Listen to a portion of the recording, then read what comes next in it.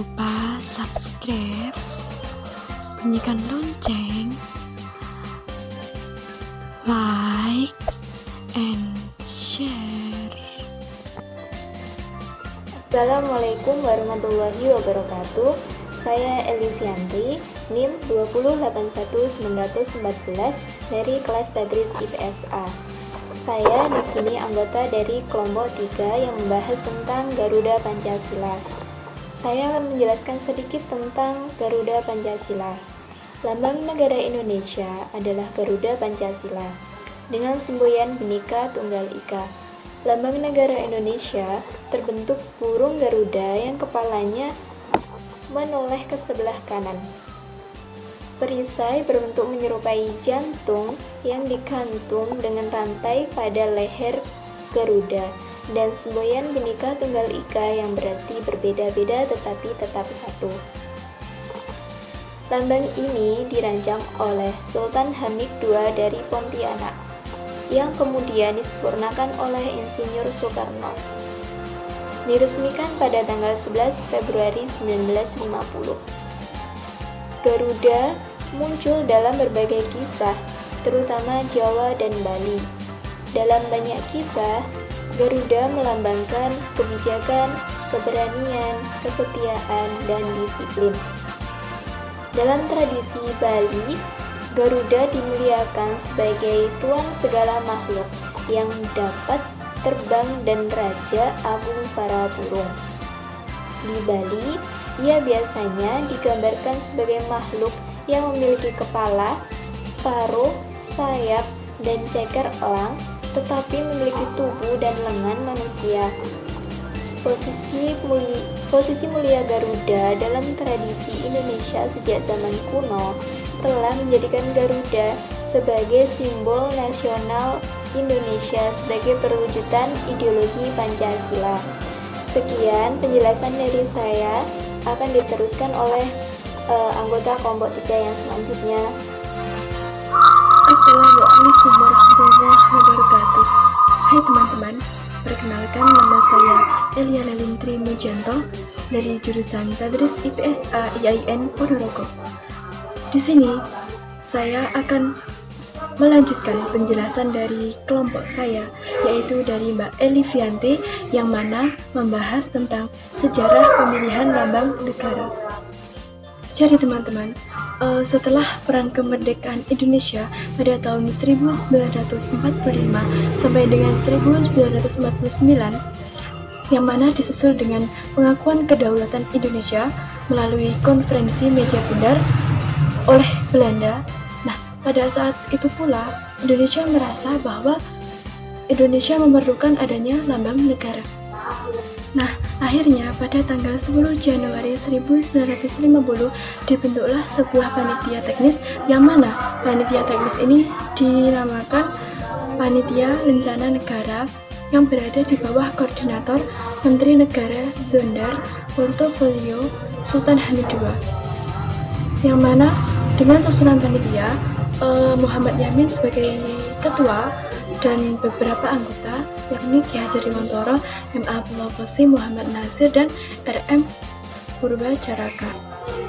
Nah, panitia-panitia ini memiliki tugas yaitu menyelidiki usulan rancangan lambang negara untuk dipilih dan diajukan kepada pemerintah. Nah, kemudian untuk melaksanakan keputusan sidang kabinet, Menteri Priyono melaksanakan sebuah sayembara. Nah, pada akhirnya pada sebuah sayembara ini dipilihlah 2 rancangan lambang negara terbaik, yaitu karya dari Sultan Hamid II dan karya dari Muhammad Yamin. Nah, dari 2 yang terpilih ini akhirnya dipilih lagi salah satu yang terbaik, yaitu dari Sultan Hamid II, dan menolak karya dari Muhammad Yamin. Mengapa demikian? Karena pada karya Muhammad Yamin ini meletakkan sinar-sinar matahari yang mana menunjukkan pengaruh dari Jepang. Setelah rancangan terpilih, dialog intensif antara Sultan Hamid II sebagai perancang lambang negara dan Presiden Soekarno serta Menteri Muhammad Hatta terus dilakukan dengan tujuan untuk keperluan penyempurnaan lambang negara tersebut. Beliau bertiga ini bersepakat untuk mengganti pita yang dicengkram oleh Garuda yang mana semula berwarna merah putih diganti dengan pita putih dan menambahkan semboyan Bhinneka Tunggal Ika pada pita tersebut. Nah, lambang negara ini pertama kali diperkenalkan pada khalayak umum yaitu pada tanggal 15 Februari 1950 tepatnya berada di Hotel Des Indes Jakarta. Meskipun demikian, lambang negara Garuda Pancasila ini terus-menerus diadakan penyempurnaan dan hasil rancangan Garuda Pancasila yang terakhir dibuatkan sebuah patung besar dari bahan perunggu dan berlapis emas yang mana kemudian disimpan di dalam ruang kemerdekaan Monumen Nasional sebagai acuan ditetapkannya sebagai lambang negara Republik Indonesia dan desainnya tidak berubah sampai sekarang. Dalam simbol negara Indonesia, burung Garuda mempunyai 3 bagian. Yang pertama ada burung Garuda itu sendiri, yang kedua yaitu perisai, yang ketiga yaitu pita. Kita akan membahas yang pertama yaitu mengenai burung Garuda. Burung Garuda mempunyai bulu yang sangat banyak, sehingga kita akan membahasnya karena setiap helai bulu yang terdapat pada setiap bagiannya mempunyai makna tersendiri. Yang pertama yaitu jumlah bulu yang terdapat pada masing-masing sayap, sebanyak 17 helai yang menggambarkan tentang tanggal kemerdekaan Indonesia, yaitu pada tanggal 17. Yang kedua yaitu mengenai jumlah bulu yang terdapat pada ekornya, yaitu sebanyak 8 helai yang menggambarkan tentang bulan kemerdekaan Indonesia, yaitu pada bulan ke-8 yaitu bulan Agustus. Yang ketiga yaitu jumlah bulu yang terdapat pada pangkal ekornya, yaitu sebanyak 19 helai dan ditambah dengan jumlah bulu yang terdapat pada lehernya sebanyak 45 yang apabila digabungkan terdapat pada angka 19 dan 45 yang menggambarkan tentang tahun kemerdekaan Indonesia, yaitu 1945 atau 1945. Sehingga jumlah bulu burung Garuda melambangkan hari proklamasi kemerdekaan Indonesia, yaitu pada tanggal 17 Agustus 1945. Demikian penjelasan dari saya mengenai burung Garuda. Perkenalkan, nama saya Evi Fitria Primadani.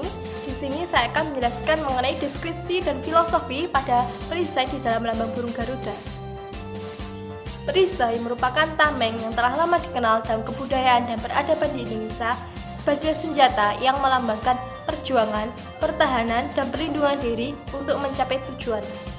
Di tengah-tengah perisai terdapat garis hitam tebal yang menggambarkan Indonesia sebagai negara tropis yang dilintasi oleh garis khatulistiwa yang membentang dari timur ke barat. Warna dasar dari perisai yaitu merah putih dan di tengah-tengahnya berwarna hitam. Selanjutnya, di dalam perisai terdapat 5 buah ruang yang menggambarkan 5 sila dari Pancasila. Sila yang pertama dilambangkan dengan bintang emas berkepala 5 dan berlatar belakang berwarna hitam. Bintang emas diartikan sebagai cahaya kerohanian bagi setiap manusia, sedangkan warna hitam diartikan Tuhan sebagai sumber dari segala sesuatu. Sila yang kedua dilambangkan dengan rantai yang tersusun dari persegi dan lingkaran dan berlatar belakang berwarna merah. Lingkaran berarti perempuan, sedangkan persegi berarti laki-laki. Hal ini dimaksudkan kita sesama manusia harus saling tolong-menolong. Sila yang ketiga dilambangkan dengan pohon beringin dan berlatar belakang berwarna putih.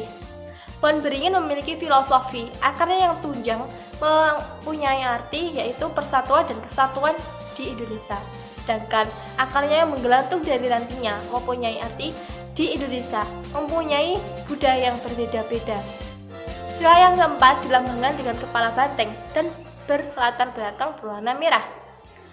Kepala banteng mempunyai filosofi bahwa hewan banteng merupakan hewan yang senang berkumpul.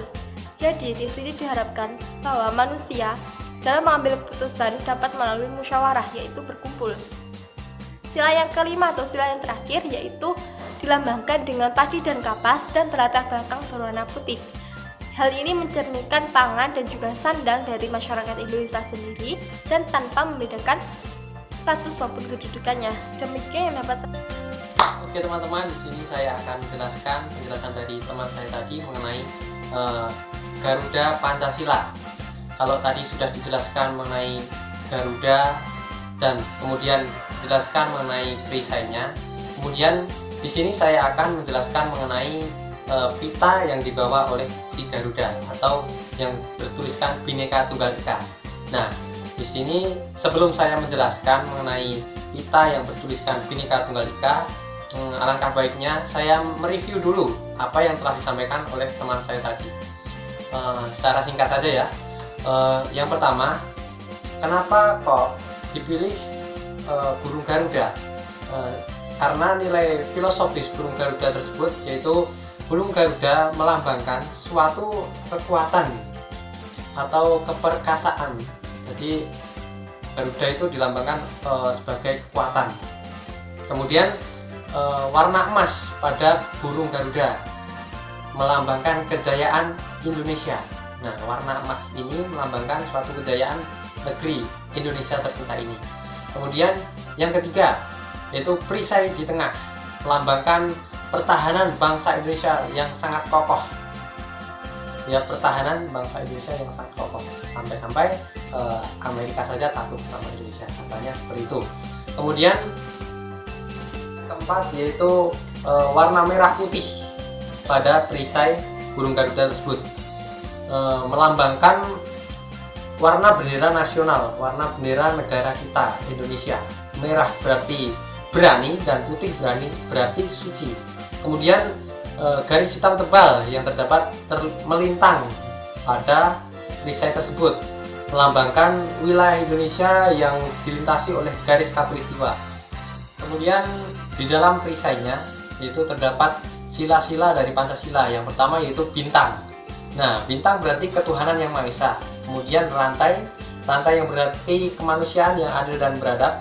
Kemudian ada gambar pohon beringin. Nah, pohon beringin ini berarti persatuan dari Indonesia, persatuan Indonesia. Kemudian yang keempat yaitu kepala banteng. Berarti kerakyatan yang dipimpin oleh hikmat kebijaksanaan dalam permusyawaratan perwakilan.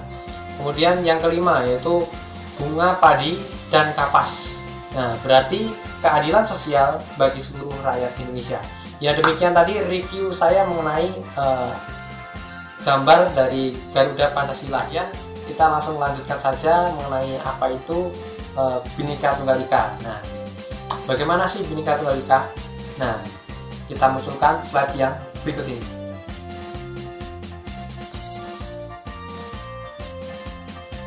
Bhinneka Tunggal Ika menurut bahasa berarti berbeda-beda tetapi tetap satu jua.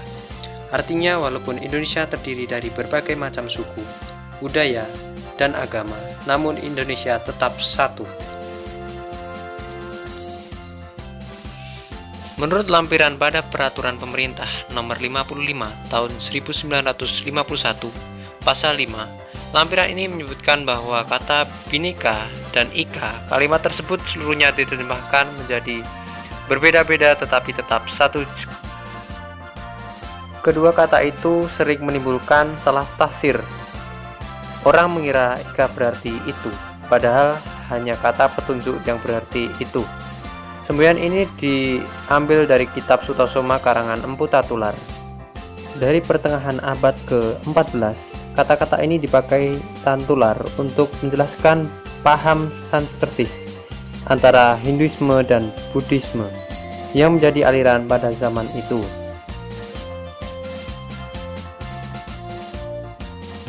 Burung Garuda menjadi lambang negara Republik Indonesia berdasarkan Peraturan Pemerintah Nomor 66 Tanggal 17 Oktober 1951, tetapi telah berlaku sejak tanggal 17 Agustus 1950.